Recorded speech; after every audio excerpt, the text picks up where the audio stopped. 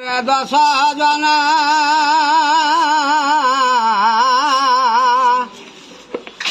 সেথা রাধা কৃষ্ণ করে আনাগোনা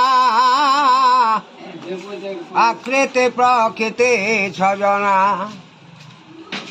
দশ দুয়ারে দশ জন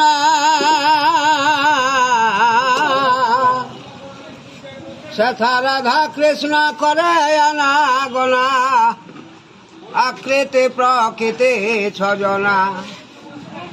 তাদের নাই চলাচল বেদে অগোচর তাদের নাই চলাচল